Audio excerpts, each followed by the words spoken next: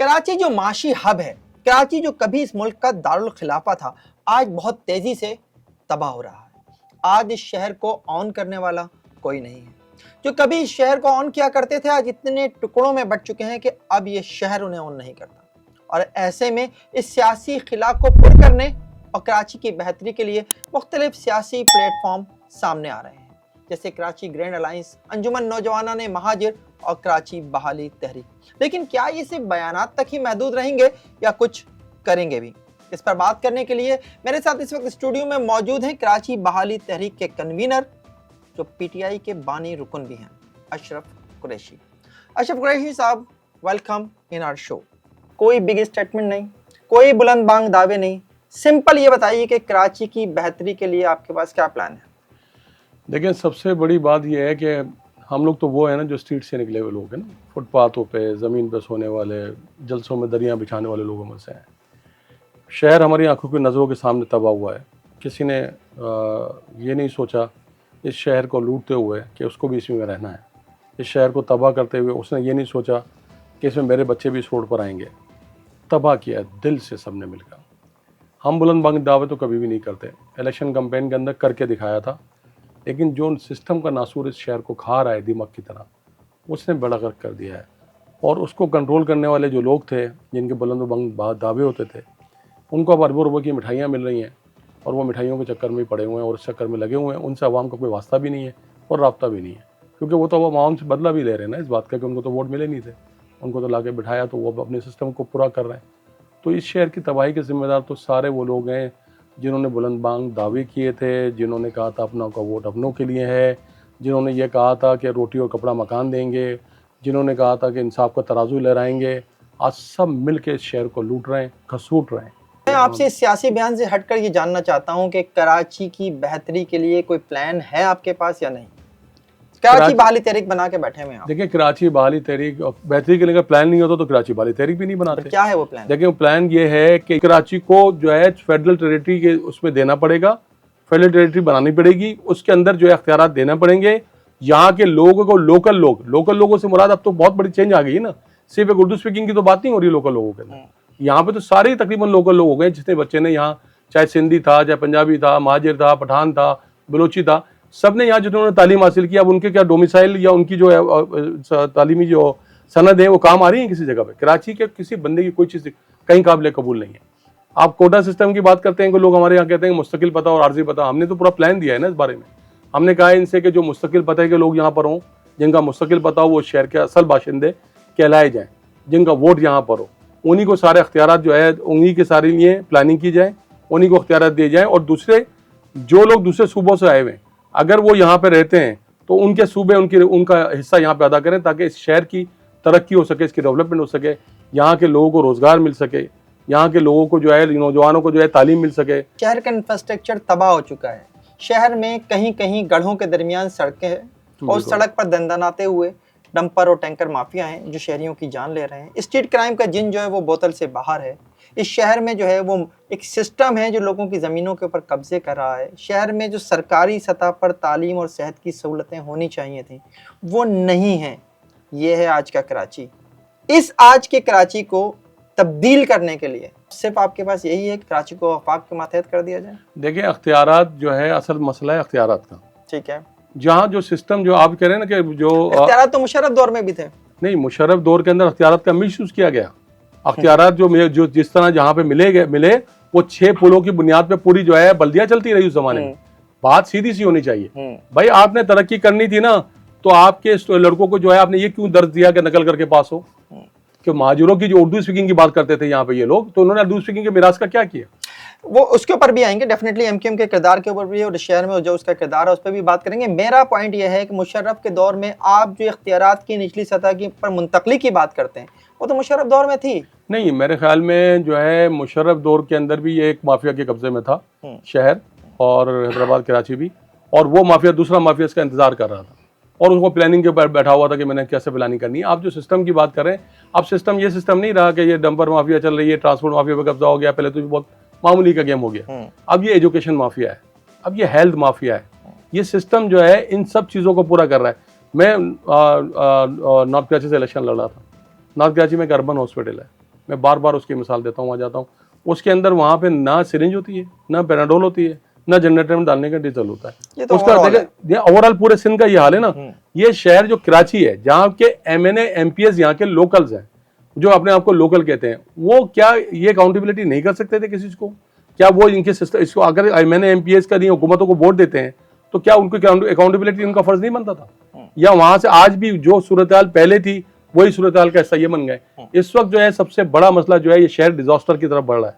ये बिल्कुल दोबारा 1986 का मुझे कराची नजर आ रहा है, जब बुशरा जैदी की एक चिंगारी ने पूरे शहर को जला दिया था। जो लोग ये समझ रहे हैं कि हम यहाँ पे बड़े ताकतवर हो गए हैं, हमने बहुत लोग अंदरूनी सिंध से यहाँ लाके बिठा लिए हैं, हमने मुख्तलिफ रक्षा माफिया और फलाम माफिया के लोग जो है यहाँ पे लाके जो है बिठा दिए हैं, वो जो है शहर को प्रोटेक्ट करेंगे, तो इनको बताना चाहता हूँ कि 1986 में सिर्फ एक बुशरा जैदी का केस हुआ था, उसके बाद ये शहर 30 साल तक जलता रहा है। आप बिटवीन द लाइंस गुफ्तगू कर रहे हैं, मुझे ये बताइए कि जिस कराची की मैं आज बात कर रहा हूँ, इस कराची की इस मौजूदा सूरत हाल का जिम्मेदार कौन है? Pakistan Peoples Party, MQM, PTI? Pakistan Peoples Party, MQM, Jamaat Islami, अब थोड़ा तहरीक इंसाफ, 3 टाउन के अंदर उनके साथ थोड़ी तहरीक इंसाफ। तहरीक इंसाफ के पास पूरा एक दौर रहा है। कहाँ गए वर्कान असेंबली के फंड्स, कहाँ गए कराची के इश्यूज के ऊपर बात करना? इमरान खान साहब एक रात कराची में नहीं गुजारी उन्होंने। मैं एक शाकार लतीफ़ा सुनाता हूँ। वज़ीर दाखिला थे शेख रशीद, और वो हमारे पास गवर्नर हाउस में आए तो हमारे अरकान असेंबली की उन्होंने सिंध गवर्नमेंट ने विड्रॉ कर ली थी सिक्योरिटी। उनसे मांगा गया कि आप वज़ीर दाखिला हैं तो आप जो है कम से कम रेंजर्स के कुछ सिपाही को दे दें, कुछ लोगों को दे दें हमें, ताकि हम कर सकें। उसने कहा मेरा तो इतना अख्तियार नहीं है कि मैं एक सिपाही का कोई इतनी सी कोई चीज़ भी दे सकूँ, तो और नहीं दिया उसने। शेख रशीद वज़ीर दाखिला थे वो मौजूद। जब मैंने उनसे कहा तो उन्होंने कहा यार तू तो सियासी आदमी, तुझे नहीं पता कि क्या हो रहा है यहाँ? क्या हो रहा था? बेबस हुकूमत थी बिल्कुल, और कोई हुकूमत भी, 6 लोग जो है MQM के सपोर्ट पे थे, बाकी तहरीक इंसाफ के अंदर जो है क़यामत मची हुई थी। तहरीक इंसाफ के MNA खुद जो है किसी तरह काबू में आने को तैयार नहीं थे, वो मुस्तकिल ब्लैकमेल कर रहे थे, खासतौर पर कराची के MNA। और ये सारी टीम जो वो टीम थी जिसने तहरीक इंसाफ की असास को बेड़ा गर्क कर दिया इस 2018 के इलेक्शन का। देखो 2013 का जो इलेक्शन, 2011 तक और 2013 तक मैंने टिकट बांटे। मैं कौमी कराची का सदर था तहरीक इंसाफ का 2010 से 2013 और 14 तक मैं रहा हूँ। तो उसके अंदर जो इतने टिकट मिले वो हमारे पार्टी के लोगों को मिले। उसके बाद पार्टी हमारे हाथ में नहीं रही, उसके बाद से तहरीक इंसाफ निकल गई हमारे हाथ से, और ये गई उन लोगों के पास जो मेरे ख्याल में जनरल फैज़ उस ज़माने में, उनके बाद या उनसे पहले के पेशरों के बाद से लोग आने शुरू हुए। और जनरल फैज़ जो है जब आए तो ये वो टाइम था जिसके अंदर तहरीक इंसाफ को उरूज दिलाया गया, और उन लोगों के ऊपर उरूज दिलाया गया। यस, उन लोगों को उरूज दिलाया गया। 2013 में तो नहीं था, 2013 मकबूल जमात नहीं थी, नहीं 2013 की मकबूल तरीन जमात थी। 2013 के अंदर 2013 के अंदर इलेक्शन जीता था, क्योंकि और इसकी बताऊं के सदर थे, आप टिकट बांट रहे थे, इसलिए मकबूल तरीन जमात नहीं, मकबूल तरीन जमात नहीं थी, उसका साबित भी हुआ था। इसका बताऊं मैं आपको क्या हुआ था। 2013 के इलेक्शन के बाद MQM जीत गई, हमने 9-0 से पोलिंग बूथ से हराया, ठीक है। हमारा मेंबर कैंडिडेट था शर्जील कैरिसन का लड़का था, वो इसका इंतकाल भी हो गया बेचारे का। तो ये मैं आपको प्रूफ करके साथ कह रहा हूँ कि उस वक्त अल्ताफ हुसैन ने अपने लोगों को बुलाया था 9-0 बुला के, रात को वहाँ पे जो है रात के 2 बजे थे या 1 बजे थे, जो लाइव भी जा रहा था पूरे चैनल्स के ऊपर, उन्होंने वहाँ पे मारपीट शुरू हो गई थी लोगों के दरमियान में। कोई जीती हुई जमात का सदर या चेयरमैन अपने लोगों को मारता है इस तरीके से? अगर ये लोग जीत गए थे तो उस दिन क्या हुआ था 2013 को 9-0 पे? इसी तरह तरीके जमात इस्लामी ने अपना जो है अमीर चेंज किया था यहाँ से। अगर वो किसी सेकंड पोजीशन पे भी थे तो क्या ऐसा हो सकता था कि इस तरह को चेंज करते या उसको ऑब्लाइज किया जाता? तहरीक इंसाफ ने जो है उस वक्त डिलीवर किया था। मैं जब इमरान खान साहब से मिलने के लिए गया था लाहौर में जमान पार्क में, आपको पता है जख्मी थे, तो इमरान खान साहब ने मुझे कहा कि तूने क्या किया कराची के अंदर। ये तो मैं भी आपसे जानना चाहूंगा कि आपने कराची के लिए कोई ऐसा बड़ा काम बता दें जो आपने किया अपनी सियासी लाइफ में। देखिए, मैंने जो है हमेशा सिर्फ कराची पे सियासत की है। तहरीक इंसाफ में भी था तो मैं सिर्फ कराची की बात करता था। आप न्यू कराची की पतली गलियों से उठकर जो है शहर के पोश इलाके में आकर अब आप रह रहे हैं, आपकी हालत तो बदल गई, या तो न्यू कराची की हालत नहीं बदली? मैं तो पहले मैं 11B में नॉर्थ कराची में रहता था, और पहले नाजबाद में रहता था, और फिर नॉर्थ कराची में रहा कुछ अरसे में वहाँ से, और फिर मैं यहाँ से इधर आ गया, अस्करी में शिफ्ट हुआ। अस्करी 4 में रहता हूँ मैं अभी। लेकिन मसला ये नहीं था कि मेरा कहाँ शिफ्ट हुआ, मेरा तो बिजनेस था। मैंने तो आज तक कोई पब्लिक पोजीशन होल्ड ही नहीं की जिसके नतीजे में आप मुझ पर एलिगेशन लगाएं। मैंने तो अपने पैसे लगाए, अपने पैसा खर्च किए, अपना बिजनेस करता हूँ, अपना मेरा कारोबार है, आज तक भी वही है। तहरीक इंसाफ में कोई बंदा मुझ पर ये क्लेम नहीं कर सकता कि मैंने कभी कोई चंदा लिया है किसी से, मैंने कोई प्रोग्राम के लिए पैसे लिए हैं किसी से, मैंने कुछ नहीं लिया। पीटीआई में तो एक दौर में ये इल्जामात भी लगते थे कि टिकट जो है वो बेचे जाते हैं। बिल्कुल बेचे गए, बहुत बेचे हैं ये सारे टिकट। ये देखो ना, कैंडिडेट जितने कैंडिडेट होते हैं ना, एमक्यूएम के अंदर शायद मैं आई थिंक ना बिकता हूँ, टिकट ना बिकते हों, और किसी और तरीके से कुछ लोग टिकट बिकते हों, बाकी सारे टिकट इतने ज़्यादा नहीं बिकते। तहरीक इंसाफ में भी कुछ पोर्शन जो है कुछ लोगों को दिया जाता था, जो दिया गया, लेकिन वो एक बर्गर क्राउड था जिसने कुछ पॉलिटिकल पार्टी को कब्जा किया हुआ था। हमारी तो उससे हमेशा लड़ाई रही है तहरीक इंसाफ में। मैं तो आपको पता है कि तहरीक इंसाफ में इमरान टाइगर का मैं चीफ था, इससे पहले मैंने पासबान की। मैं तो सिर्फ वो सियासत करता हूँ जो पब्लिक के साथ रिलेटेड होती है। मैंने हमेशा इशूज़ की सियासत की है, मैं हमेशा इशूज़ के पीछे गया हूँ। डबल सवारी की पाबंदी हो, इस तरह के बहुत सारी चीज़ें हों, मैं हर जगह गया हूँ। अभी डंपर के खिलाफ जो डंपर जो लोग, आपको पता है अभी तक जनवरी से अब तक आपको तो पता ही है 600 के करीब के लोग ये जो है वो मारे जा चुके हैं। उनके लिए मैंने कोर्ट में, हाई कोर्ट में से और दाखिल की हुई है, मैंने CP दाखिल की हुई है, मैंने आईनी पिटिशन दाखिल की हुई है, और उसके ऊपर हम काम कर रहे हैं। अभी जो है हमारी बहुत सारी जो मंसूबे बने हुए हैं, आपको पता है ये गुलशन का जो रोड जो है ये 2 साल फिर और मजीद एक्सटेंड कर दिया गया है। ये सिर्फ किस लिए हो रहा है? तो पीपल्स पार्टी की डेडलाइन है। नहीं, पीपल्स पार्टी पैसे जमा कर रही है ना। पीपल्स पार्टी को पैसे खाने के अलावा इसका अलावा कोई तरीका ही नहीं आता। नारा लगा के जो है अल्लाह के पास चले गए कि रोटी कपड़ा मकान, दूसरे जो लोग आए वो रोटी कपड़ा मकान छीनने पे लगे हुए हैं। आपको पता है इन्होंने क्या किया यहाँ पे एक टाउन के अंदर इन्होंने एक, अगर इनका अफसर भर्ती कोई हुआ है, इंस्पेक्टर, सब इंस्पेक्टर, उसने 10-10 लोग रखे हुए हैं। जिंदगी जीना हराम किया हुआ यहाँ पे। ये अल्ताफ हुसैन के दौर को, जो अल्ताफ हुसैन के दौर को लोग याद कर रहे हैं, क्यों याद कर रहे हैं? वो इसलिए याद कर रहे हैं कि वो तो अगर कोई भत्ते का इल्ज़ाम था या किसी चीज़ का भी इल्ज़ाम होता था वो मखसूस लोगों से लिया जाता था। यहाँ तो आप चले जाएं अभी रोड के ऊपर, एक ठेले वाले से लेके, एक जो है और पंचर वाले से लेके, जो पूरा झोपड़पट्टी इन्होंने पूरे शहर को बना दिया है, उसके पैसे कहाँ जा रहे हैं? आपको पता है ये अरबों रुपए हैं। वो मेयर साहब बैठ के फरमा रहे होते हैं बैठे हुए कि मैंने ये कर दिया। आज भी वो प्रेस कॉन्फ्रेंस कर रहे थे किसी बात के ऊपर, उनकी प्रेस कॉन्फ्रेंस सुनो तो हंसी आती है कि भाई तुम कहाँ से पैदा हो गए हो, तुम्हें शहर का कुछ हाल का पता नहीं है, तुम रोड से नहीं गुजरते, तुमने क्या दुबई की तरह के वो एयर टैक्सियां ले ली हैं, तुम उस पर चलते हो क्या, सफर करते हो, तुम रोड पे नहीं जाते, तुम्हें नहीं पता क्या हाल हो रहा है? तुम मेयर किस बात के, किस नाम के मेयर बने हो भाई? तुम्हें कैसे, तुम्हें ये अंदाजा नहीं हो रहा कि शहर के लोग किस अजियत में उसमें वो कर में मुब्तला है? तुम कहते हो, मैंने इनको कहा था ये बेबी कराची है, बाबाई कराची नहीं है। वो आए कि बाबाई कराची होता तो उसको पता होता शहर को किस तरह सही करना है। यहाँ पे देखें बेसिक प्रॉब्लम क्या है, ऑल्टरनेट सड़कें यहाँ का हल है। इनको ऑल्टरनेट सड़कें डेवलप करनी चाहिए थी। पानी टैंकरों के जरिए जो है, आपको पता है साइड एरिया के अंदर आप जाके देखें, वहीं आप तो ये काम करते हैं, आपको अंदाजा होगा वहाँ पर टैंकर इतने ज़्यादा नहीं चल रहे। क्यों नहीं चल रहे? हर फैक्ट्री के अंदर इन्होंने लाइन दी है, पानी की लाइन दी है, मतलब रेगुलाइज नहीं किया।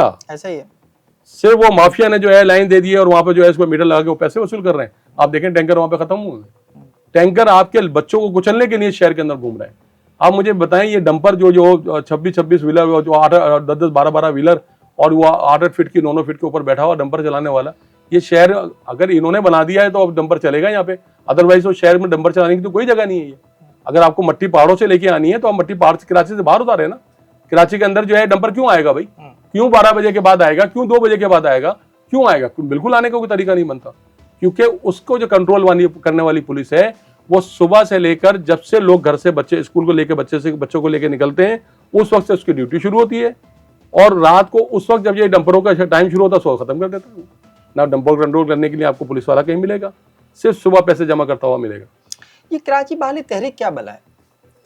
कराची असल में हम लोग जो है काफ़ी दिन से जो है बहुत काम कर रहे थे, दो मुख्तलिफ अलाइंसेस बन रहे थे। कराची की बहुत बेबसी है, कराची की जो ना बेबसी का जो आलम था, उसमें हमने सोचा कि यार मतलब कोई तो ऐसा काम करना पड़ेगा जिसके अंदर तमाम पॉलिटिकल पार्टीज़ के भी लोग हो जाएं और सबको जो है कोई प्लेटफॉर्म मैसर आ जाए। देखें किसी भी सियासी पार्टी का जो जेन्युइन वर्कर है वो तो ख्वारी हो रहा है, उसको तो कोई पार्टी अकोमोडेट नहीं करती।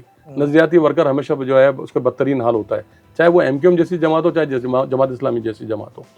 तो हमने ये सोचा कि यार शहर के कुछ लोग जो पूरे लोग थे, पुराने सियासतदान हैं, ये सारे जो जिनकी जदोजहद स्ट्रगल करते रहे, वो एक किसी जगह पे जमा हो और यहाँ पे उस शहर के लिए वो आवाज़ बुलंद करें जो कोई और नहीं कर रहा।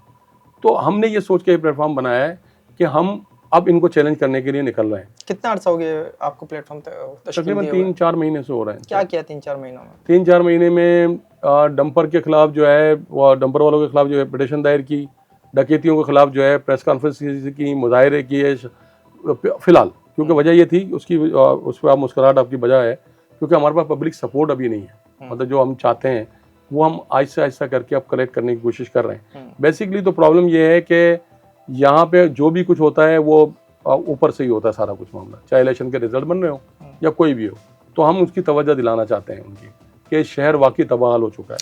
जिनकी आप बात कर रहे हैं, क्या आप समझते हैं कि उनके पास कराची को दोबारा बहाल करने का कोई मंसूबा हो सकता है? उनके पास तो पूरे दुनिया के लिए मंसूबे हैं, तो कराची के लिए भी मंसूबा होगा। और वो पूरे पाकिस्तान दुनिया को ऑन करते हैं, तो कराची के जो है ये मजलूम शहरी जो यहाँ पे जिस तरीके से जिनको कोई सुन नहीं रहा, उनके अलावा तो सुनने वाला कोई है भी नहीं। दूसरी बात है कि उनको ही सुनना पड़ेगा, क्योंकि जिस चीज़ को उन्होंने लाके बिठाया है जिन लोगों को, वो बहुत जालिम लोग हैं, वो किसी बात को मानने को तैयार नहीं है। जो उनके खिलाफ बोलेगा उसके जो है वो सत्यानाश मारेंगे। तो उन्हीं लोगों ने फैसला करना है ना कि उन्होंने क्या करना है, क्योंकि उन्होंने अख्तियार जब उनको दिए हैं उनको लाकर, उनके पास तो कुछ भी नहीं था, जब अख्तियार उनको मिला है तो वो सब कुछ कर रहे हैं। इसलिए शहर का जो हाल है वो उन्होंने सीधा करना है, किसी और ने नहीं करना। यानी आप इनडायरेक्टली जो है वो कसूरवार भी उन्हें ही ठहरा रहे हैं, क्योंकि इनको अख्तियार जो, अगर इनको अख्तियार मिला है तो अवाम ने तो नहीं दिया। अगर मैं एक बात को मैं कहता हूँ, 2024 का इलेक्शन बहुत फेयर था। पीटीआई के लोग इसमें मुझसे नाराज हो जाते हैं। मैं उनसे कहता हूँ मैंने इतने इलेक्शन लड़े, शायद कराची के 9 इलेक्शन मैंने लड़े, और बल्दियाती इलेक्शन से लेकर कौमी असम्बली और सूबाई असम्बली, नाज़िम आला कराची, और एक दफ़ा मेयर, एक दफ़ा नाज़िम आला नेमतुल्लाह खान के मुकाबले में नाज़िम आला कराची। मैंने कभी नहीं देखा कि फॉर्म 45 कभी भी कैंडिडेट के हाथ में मुकम्मल हो, कभी नहीं हुआ। 2 बजे के बाद 3 बजे के बाद हमारे लोगों को बाहर निकाल दिया जाता था, पोलिंग स्टेशन को लॉक कर दिया जाता था, डब्बे उठा के जो है रिटर्निंग अफसर के पास चले जाते थे, गिनती करके कभी नहीं दिए। ये पहली दफ़ा था कि सबके हाथों में फॉर्म 45 थे और फॉर्म 47 में वाज़ेह फ़र्क मौजूद था। तो फॉर्म 45 जिन लोगों ने दिए, उन्होंने इलेक्शन कराने की जिम्मेदारी उनके पास थी, उन्होंने अपना काम बखूबी अंजाम दिया। ये पहली दफ़ा हुआ कि उन्होंने फॉर्म 45 उनके हाथ में दिए और वो उसके ऊपर पिटीशनें दायर हुई हैं। लेकिन फॉर्म 47 रिटर्निंग अफसर के दफ्तर में बने, वहाँ किसने बनाए? क्योंकि वहाँ तो जिम्मेदारी इलेक्शन कराने की जिम्मेदारी थी, वहाँ पे इलेक्शन बनाने की जिम्मेदारी उनकी नहीं थी। मैं इधर उनको आरो नहीं मैं देखो ना, इलेक्शन कमीशन की माते तो इलेक्शन कमीशन के माते तो इलेक्शन कमीशन के माते तो होता ना। लेकिन जब जो अख्तियार पोलिंग स्टेशन किसके अंडर में दिए गए? इलेक्शन कमीशन नहीं, फौज के अंडर में दिए गए। जो आप कहना चाहते हैं पोलिंग स्टेशन पे चूंकि फौज का कंट्रोल था, इसलिए फॉर्म 45 हाथ में था सबके, इसलिए तो इससे पहले नहीं हुआ कभी ऐसा? इस दफा कह रहा हूँ, मैं इस दफा कह रहा हूँ ना, हर दफा होती है। मैं पिछली दफाओं की बात ही नहीं कर रहा, मैं तो इस दफा की बात कर रहा हूँ। मैं कह रहा हूँ कि मरियम के इलेक्शन के हल्के का फॉर्म 45 भी उनके पास है, नवाज शरीफ के हल्के का फॉर्म 45 भी उनके हाथों के अंदर है। यहाँ के कराची के जो है, जो 3 चौथे नंबर पे 5वें नंबर पे लोग थे जो एमएनए बने हुए हैं, उनके फॉर्म 45 भी यहाँ पे जमा है सबके पास। जमात इस्लामी के पास भी है, तहरीक इंसाफ के पास भी है। तो ये सारे तो फॉर्म 45 का तो पोलिंग स्टेशन से मिले थे ना उनको, रिटर्निंग अफसर के तो नहीं मिले। रिटर्निंग अफसर डायरेक्ट इलेक्शन कमीशन के अंडर में था, सही है। पोलिंग स्टेशन की जिम्मेदारी जो है फौज के पास थी। इसका मतलब है कि वहां धांधली नहीं हुई, वहां नहीं होने दी। फौज ने पोलिंग स्टेशन में धांधली नहीं की, नहीं होने दी। फौज से ऊपर भी कोई था जिसने जो है वो आरओ दफ्तर में धांधली कर ली, फॉर्म 47 बना दिया। मैं ये कह रहा हूं ना, फॉर्म 47 की जिम्मेदारी अगर मैं वैसे देखा जाए, वैसे अगर टेक्निकली देखा जाए तो उसके अंदर फौज का कोई अमल दखल नहीं था फॉर्म वहां पे आरओ के दफ्तर में। आप वैसे कुछ भी कह लें, आप कोई बनाया उन्होंने, रखा उन्होंने, लेकिन जो इलेक्शन 2024 का इलेक्शन था, मेरे ख्याल में पाकिस्तान की हिस्ट्री में इससे ज्यादा फेयर इलेक्शन कभी हुआ ही नहीं। मैं 9 इलेक्शन लड़ा हूं, मैं कोई एक इलेक्शन नहीं लड़ा। 97 कौमी असम्बली लड़ा हूं, 2002 सूबाई लड़ा हूं, 2013 कौमी लड़ा हूं, 2018 कौमी लड़ा हूं, 2019 सूबाई लड़ा हूं। मैंने इतने इलेक्शन लड़े मैंने यहाँ पे, लेकिन मैंने कभी नहीं देखा किसी इलेक्शन में। और आपको पता है कि हम कभी सेटिंग के अंदर नहीं चलने वाले लोग थे। हमें पता था कि जिसको हमारे पास रिजल्ट नहीं, हमारे पास रिजल्ट पड़े हुए हैं, आप देख लें। हमारे 4,500 वोट है तो 4,500 वोट है। हमारे 1.5 लाख वोटों को अगर 68,000 वोट बनाया गया तो 2013 में 68,000 वोट बनाया गया, और उसका रिजल्ट भी हमारे पास है। लेकिन हमारे पास फॉर्म 45 नहीं है उसके। फॉर्म 45 तो पहली दफा ये वाले इस दफा हाथ में है, पहले कभी नहीं हुए। और लोग ये कहते हैं कि ये इलेक्शन फेयर नहीं था, तो इलेक्शन में धांधली नहीं हुई है, आरओ ऑफिस में जो कुछ हुआ है वो हुआ है। तो ये जिसकी जिम्मेदारी थी वो तो इलेक्शन कमीशन की जिम्मेदारी थी सारी। और जो सिस्टम बैठ गया था, सिस्टम फॉर्म 45 की हद तक तो नहीं बैठा था, फॉर्म 45 तक नहीं बैठा। अगर फॉर्म 45 की हद तक बैठ चुका होता तो ना जमात इस्लामी चिल्ला रही होती कि हमारे पास रिजल्ट मौजूद है, ना तहरीक इंसाफ चिल्ला रही होती। कराची के जितने हल्के हैं उनका फॉर्म 45 मौजूद है। जिसके अंदर उनको पता है कि एमक्यू को कितने वोट मिले, पीपल्स पार्टी को कितने मिले, तहरीक इंसाफ को कितने मिले, जमात इस्लामी को कितने। क्या कर पाएगी ये कराची बहाली तहरीक कराची के लिए? देखें, कराची के लिए तो वो कर पाएगी जिसका तस्वुर भी लोगों ने नहीं किया होगा। अब तो 1986 का वेट कर रहे हैं, बुशरा ज़ैदी साने का वेट कर रहे हैं। नहीं, मैं साने का वेट नहीं कर रहा, मैं साने का वेट नहीं कर रहा, मैं ये कह रहा हूँ कि साने तो हो चुका जो होना था शहर के साथ। देखिए, हमने स्ट्रगल की थी ना, तो जब पीटीआई की हमारी स्ट्रगल शुरू हुई थी तो करप्शन का लेवल, हम करप्शन के खिलाफ बात करते थे। उस वक्त कहते थे ऊपर वालों को लटका देंगे और ये कर देंगे तो फला हो जाएगा, लेकिन उसके अंदर टाइम लगा, काफ़ी आने के अंदर काफ़ी टाइम लग गया। लेकिन इस वक्त जो टाइम है शहर का, वो इतना टाइम नहीं लेगा, क्योंकि बहुत नफरत बढ़ चुकी है, लोग बहुत भर चुके हैं, बहुत ज़्यादा। अब तो हर जगह बात हो रही है इस मौजू का। और कराची के अंदर सिस्टम तो आपको पता है कि हर एक आदमी की ज़बान पर है, क्योंकि हर एक आदमी उससे मुतासिर हो रहा है। नज़र नहीं आ रहा तो बिलावल को नज़र नहीं आ रहा, नज़र नहीं आ रहा तो जरदारी साहब को नज़र नहीं आ रहा, नज़र नहीं आ रहा तो जमात इस्लामी को नज़र नहीं आ रहा। अभी मेरी जमात इस्लामी वाले से किसी से एक बार भैया मेरा दोस्त मिल गया था पुराना, तो मैंने कहा यार ये तुम तो मेरे ख्याल में भी फ़लस्तीन की रियासत बन जाएगी, तुम लोग वहाँ आबाद हो जाओगे जाकर, क्योंकि तुम जो मुजाहिरे फ़लस्तीन के लिए करो, या कराची वालों को क्या होगा?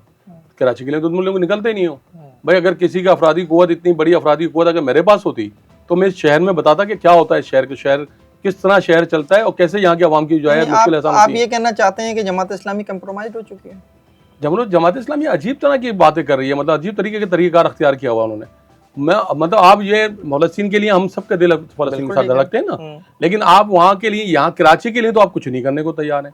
आप टोकन मुजाहरे करते हैं, और टोकन मुजाहरे की सूरत हाल क्या हुई वो आप देख लें। गुलशन इकबाल जो है इनका टाउन नाजिम है, ठीक है, नाज़िमाबाद इनका टाउन नाजिम है, नई कराची इनका टाउन नाजिम है। तीनों टाउन शहर इसके टाउन नाजिमों की जो है पूरे इलाकों की बदहाली देख लें। तो ये बदहाली क्यों हो रही है भाई, अगर आप कंप्रोमाइज़ नहीं है तो? मॉडल कॉलोनी भी इनके पास, मॉडल कॉलोनी भी इनके पास है, और भी काफ़ी जगहों पे जो है, मैं तो एक टोकन के तौर पे ले लिया क्योंकि आस पास अतराफ के इलाके हैं। अगर आप कंप्रोमाइज़ नहीं है किसी हवाले से भी, तो आपके ये नाजिम कर क्या रहे हैं? यहाँ पे क्यों तबाह हुआ शहर? आप कहते हैं बार बार कहते हैं पैसे नहीं है। आज वो कह रहा था कि जी हमने जो है इनको वो भी दे दिया है, प्रॉपर्टी टैक्स भी दे दिया है। इन्होंने कितना प्रॉपर्टी टैक्स वसूल किया है? तो प्रॉपर्टी टैक्स तो अभी तक उनको पता ही नहीं कि उनके पास आ भी गया, उनको मालूम भी नहीं है। ऐसे जिससे भी बहुत बड़ा अमाउंट जो है वो टाउन नाज़मीन को मिला है, और जाहिर है उसमें जमात इस्लामी के भी टाउन नाज़मीन है, उसकी वजह से हमें वो वर्क नज़र नहीं आता। कराची के मसाइल के हल के लिए कोई फार्मूला है आपके पास? बार बार एक ही सवाल है। बिल्कुल फार्मूला है, एक ही फार्मूला है, सिस्टम का खात्मा। और कौन करेगा? अकाउंटेबिलिटी हम करेंगे। कैसे करेंगे? जैसे करेंगे वो देखेंगे आप लोग। जैसे कि पब्लिक सपोर्ट के बगैर तो हम कर नहीं सकते, जाहिर सी बात। पब्लिक को तो जो है निकल के आना पड़ेगा। एक अजीब बेहंगम टाइप का शहर हुआ हुआ है, मतलब जिसके अंदर इतना पैसा है कि ये यहाँ के लोग खा भी नहीं सकते इसको, लेकिन क्या कर रहे हैं? पूरी दुनिया के अंदर आप देखें कि कहीं पे भी कोई हंगामा होता है तो पता लगता है पाकिस्तानी बच्चे जो है ना वो बैग लेके खड़े हुए हैं कि पाकिस्तान की फ्लाइट मिल जाए उनको। ये पढ़ने गए हुए सारे के सारे वहाँ पे। कोई ऐसे मुल्क में जहाँ उनके अपने मुल्क में लोग उनकी अपनी शनाख्त नहीं है, उन मुल्कों में जाके हमारे लोग जाके यहाँ से जा रहे हैं, क्योंकि यहाँ से जिंदगी से अपॉर्चुनिटीज खत्म हो गई है ना। अच्छा, अपॉर्चुनिटी खत्म की गई है ना। पहले ये करते हैं, नकल करवाते हैं, उसके पैसे लेते हैं, उसके बाद क्या करते हैं? पास करवाने के पैसे लेते हैं। और पास करवाने में क्या करते हैं पता है? जो पास करवाते हैं तो उसके अंदर 45 से कम नंबर देते हैं ताकि वो मेरिट के ऊपर आए नहीं। तो मेरिट वाला भी कराची वाला लड़का मेरिट पे भी नहीं आ रहा है। यहाँ की दादू और लड़काना का रिजल्ट कराची से बेहतर है। जाहिर बात है बेहतर होगा ना भाई। मसला ये है कि आपको कॉपी के लिए 5,000 रुपए, ठीक है, आपने कॉपी की उसको, उसके बाद यही कॉपी आपके खिलाफ हथियार के तौर पर इस्तेमाल हो रही है कि जब वो कह रहे हैं कि जी आप कॉपी चेक करें तो हमारे लड़के ने तो बड़ा अच्छा पेपर किया, लड़का भी कह रहा है मैंने बड़ा अच्छा पेपर करके आया हूँ। जाहिर बात है कॉपी करके आया। वो कहते हैं ये तो कॉपी है ना, ये तो साबित हो रहा है कि ये तो नकल की हुई है। तो उसकी वजह से जो है उसको नंबर नहीं मिलेंगे। अब नंबर चाहिए 60-58% किसी भी इसी मुकाबले में अपीयर होने के लिए, तो उसका नंबर ही नहीं है। तो आपके कराची वाले तो गए ना फारिग। अब जाके या तो वो खड्डे खोदें या यहाँ से बाहर जाने की जदोजहद करें, किसी तरह से भी डंकी मारें या कुछ भी करें, कुछ भी करके जाएं यहाँ से। जो लाखों लोग पाकिस्तानी यहाँ से, जो अफगानी और दीगर लोग यहाँ से शनाख्ती कार्ड बना के वो चले गए, वो भी वहाँ पे पाकिस्तानी कहला रहे हैं, वो निकल चुके हैं यहाँ से। यहाँ का जो लड़का है, खास तौर पे कराची का लड़का, मैं कह रहा हूँ जो भी आ गया कराची में वो तबाह हो गया, बर्बाद हो गया। कराची वाले, इस ट्रम के ऊपर आप बेसिकली बात कर रहे हैं। मैं कराची ये कराची वाले की जो ट्रम है, इसको आपने तो बड़ा बॉस कर दिया कि आप कहते हैं कि जनाब जो कराची में पैदा हुआ है, जिसके पास कराची का डोमिसाइल है, कराची का डोमिसाइल बनाकर तो कराची की मुलाजमतों पर जो है वो कब्जे हुए हैं बाकायदा। नहीं, मैंने कहा कराची का डोमिसाइल की तो बात ही नहीं की मैं कराची की डोमिसाइल की बात नहीं कर रहा। मैं कह रहा हूँ कराची के जिसने पढ़ा यहाँ पर, मैं उसकी बात कर रहा हूँ। कराची का डोमिसाइल देखो, मतलब पता एक और इशू क्या है, यहाँ का कराची का मुस्तकिल पता क्यों नहीं लेता कोई यहाँ पर? मेरा और आपका आर्जी पता भी यहीं का है और मुस्तकिल पता भी यहीं का है।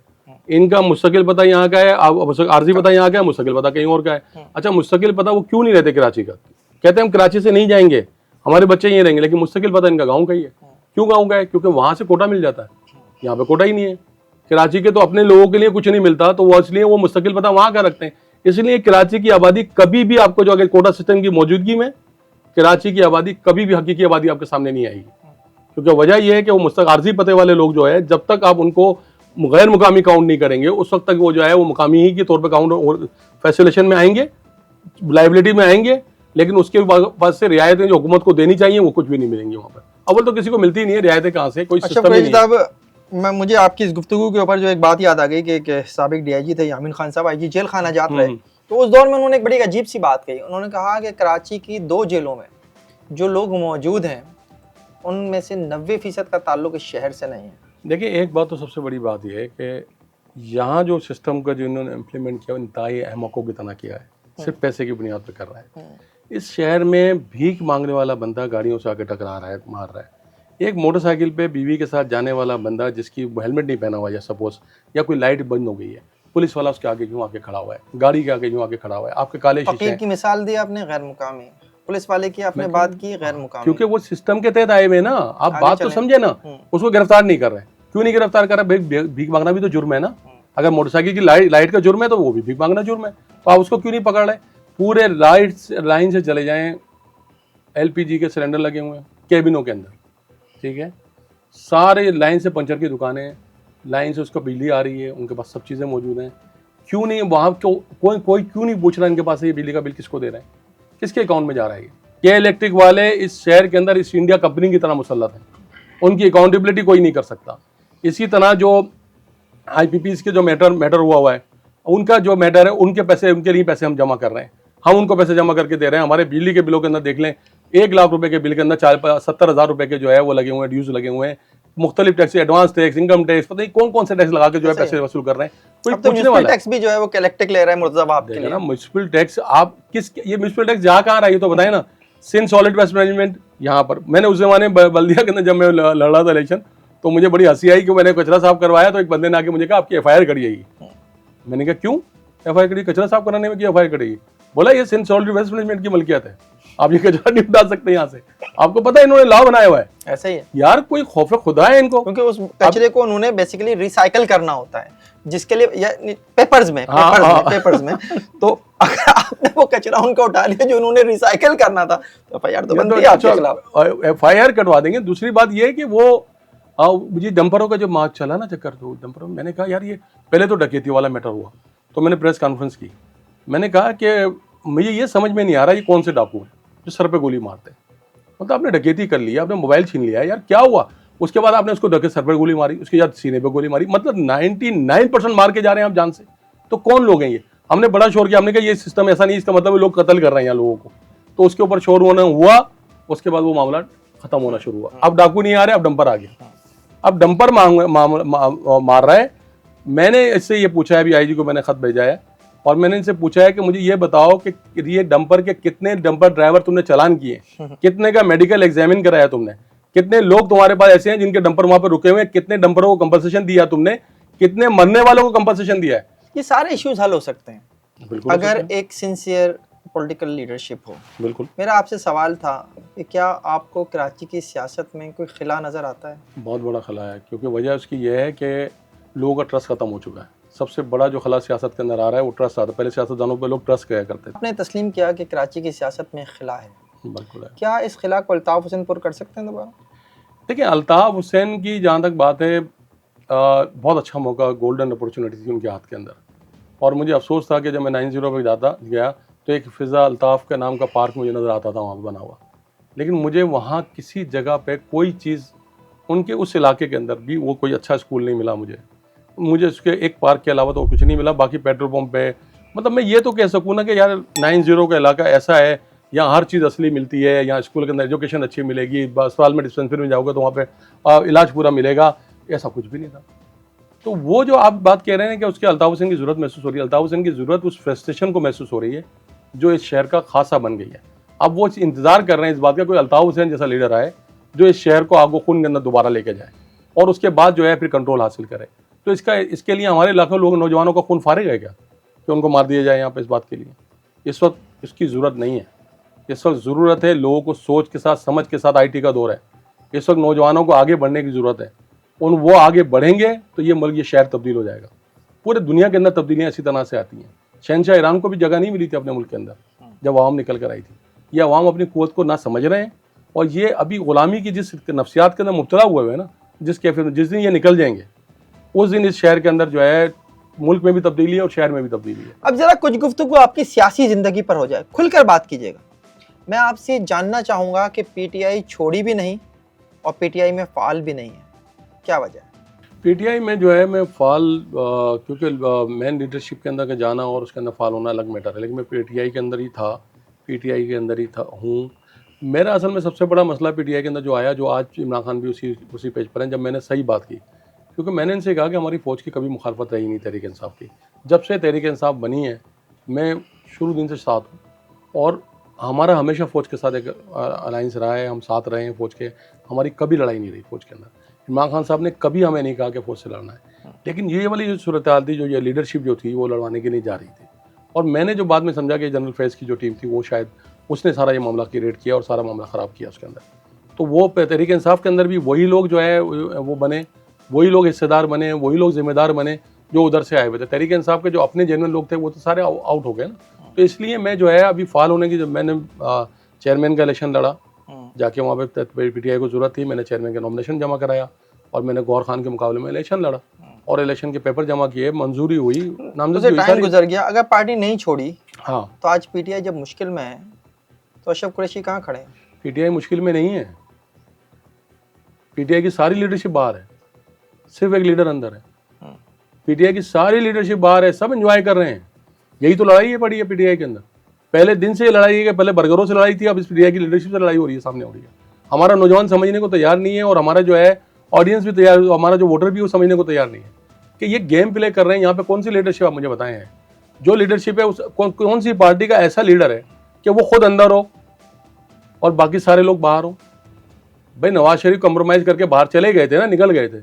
अल्ताफ हुसैन चले गए ना, यहाँ से बाहर चले गए। इमरान खान क्यों अंदर है अभी तक? इमरान खान की जो लीडरशिप, जो इस वक्त लीडरशिप, वो तो निकालने की नजर ही नहीं आती कि वो मुझे निकालेगी यहाँ पर। हम तो बार बार के मर गए उसके अंदर। इसीलिए उन्होंने एक बहुत बड़ा ऐसा डमी टाइप का जो है सारा प्लेटफॉर्म बनाए हुए, सोशल मीडिया को कंट्रोल किया हुआ है। सच बात वो करने नहीं देते। सोशल मीडिया जब एक्टिव होता है बाहर वाला इमरान खान के खिलाफ, जब जो है इमरान खान की राय की सूरत पैदा होती है। जो बाहर जो लोग गए हुए हैं, आप मुझे बताएं, जो लोग पासपोर्ट के ऊपर वीज़े के साथ पाकिस्तान से बाहर गए हैं, उनकी क्रेडिबिलिटी क्या है? वो कैसे तहरीक इंसाफ के जो है बड़े सिंसियर वर्कर हैं? वो तो लंदन और अमेरिका में बैठकर जो है तहरीक इंसाफ को, वर्कर को यहाँ मुश्किल में फंसा रहे हैं। यानी आप कहना ये चाहते हैं कि इमरान खान जेल के अंदर है और बाहर जो PTI की क़यादत है वो कंप्रोमाइज्ड है? किससे कंप्रोमाइज होगी? नून लीग से कंप्रोमाइज हो सकती है, पीपल्स पार्टी से कंप्रोमाइज हो सकती है। मैं बार बार यही कह रहा हूँ भाई, हमारी लड़ाई एस्टेब्लिशमेंट से तो कोई लड़ाई थी नहीं ना कभी भी यार। से मैं तो बार बार एक ही बात कहता हूँ, एस्टेब्लिशमेंट से लड़ाई नहीं थी, लेकिन जो तरीकेकार अख्तियार करके बेनिफिशियरी कौन है? नून लीग और पीपल्स पार्टी बेनिफिशियरी है या नहीं है? बताएं मुझे। यही दोनों बेनिफिशियरी हैं।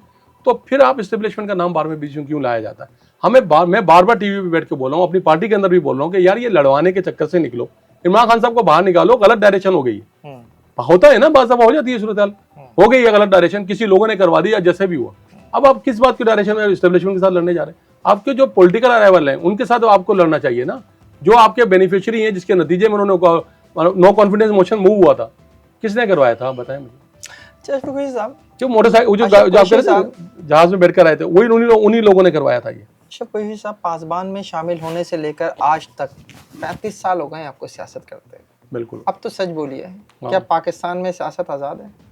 नहीं है, बिल्कुल नहीं है। फिर आज़ाद नहीं है।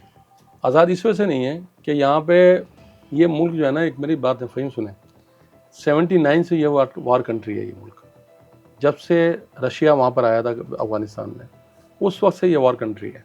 ज़िया-उल-हक का पूरा टाइम गुजरा, यहाँ पे जो कुछ भी हुआ, शहर के अंदर अफ़गान बस्तियाँ बनी, कितनी बड़ी असले की ठेके पाई, यहाँ पे मंशियात आई, यहाँ पे सब कुछ हुआ उसी वार के नतीजे में।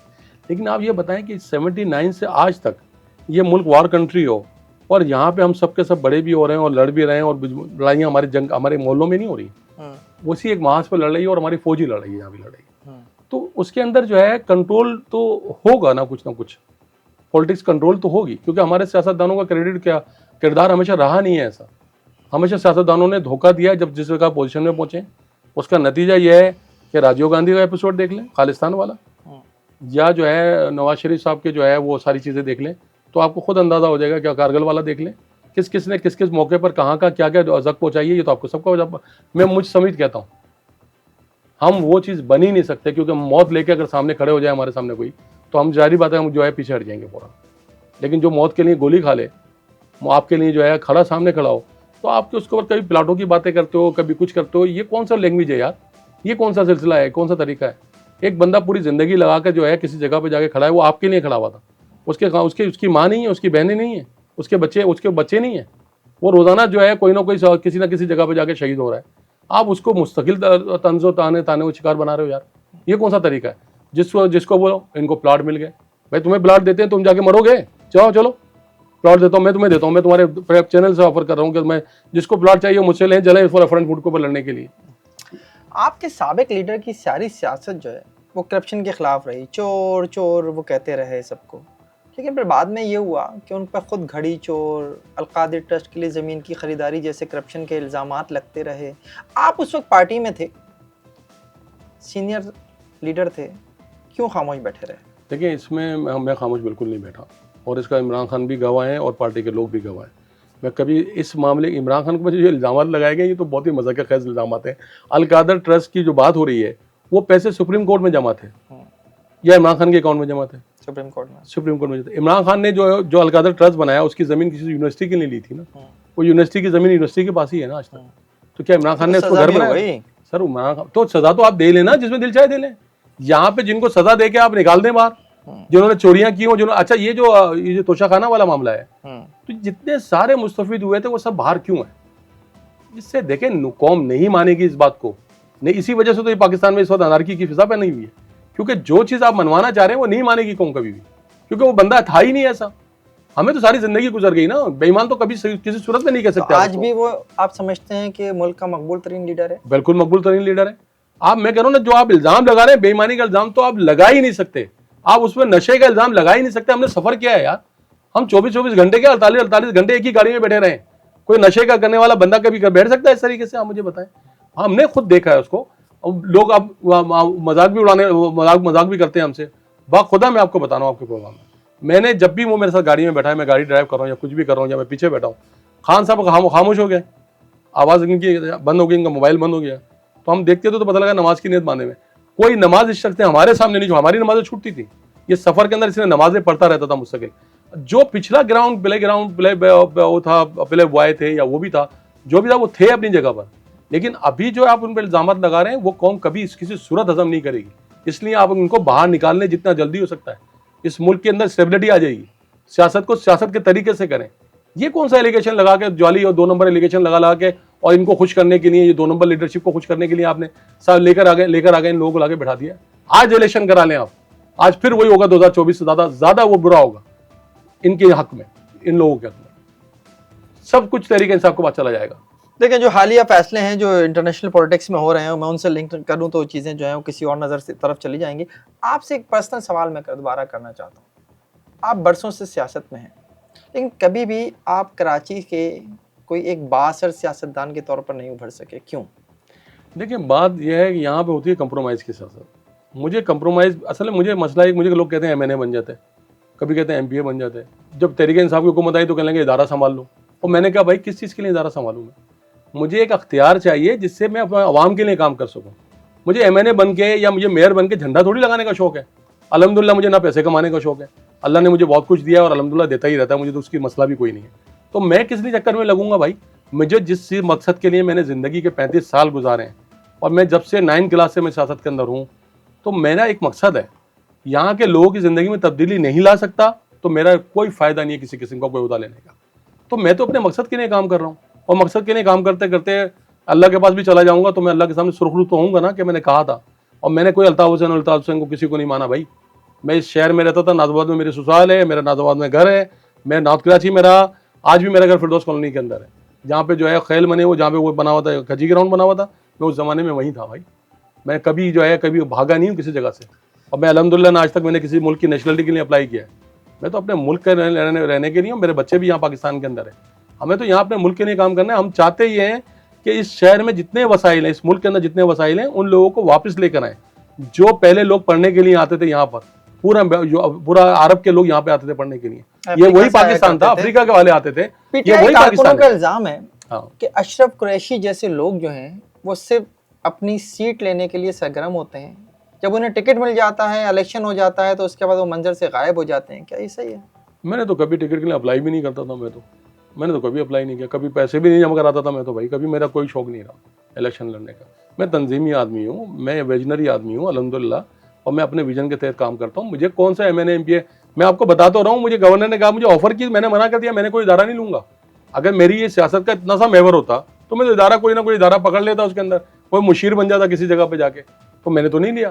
तो मेरी तो लाइफ सबके सामने PTI की, जो अगर वो लोग जो लसानी सियासत करते हैं या 2 नंबर सियासत करके यहाँ पर आए हैं, जिनका मकसद ही ये था कि कोई मेयर बन जाए, किसी घर पे झंडा लग जाए, कोई वजीर बन जाए, तो उन्होंने तो बेड़ा कर किया इसका पूरा PTI का, उनकी ख्वाहिशों ने तो बेड़ा कर किया। इमरान खान की एक विजन था कि मेरे मुल्क के लोग जो तरक्की करें, वही तो कहते थे ना कि यहाँ के लोग नौकरियां लेने के लिए आएंगे। तो क्यों कहते थे वो?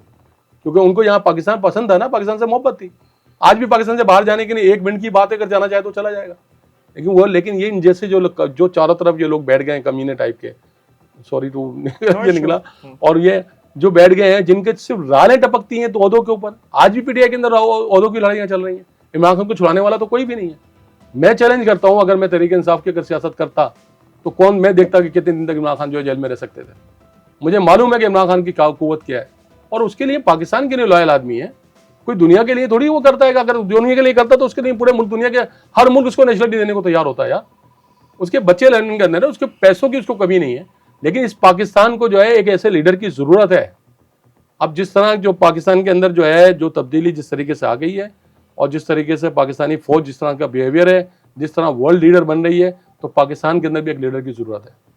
तो इस वक्त तो सामने इमरान खान साहब नजर आते हैं, तो हम इसलिए इमरान खान साहब की बात करते हैं। अदरवाइज तो यहाँ पे कोई और लीडर है ही नहीं ना।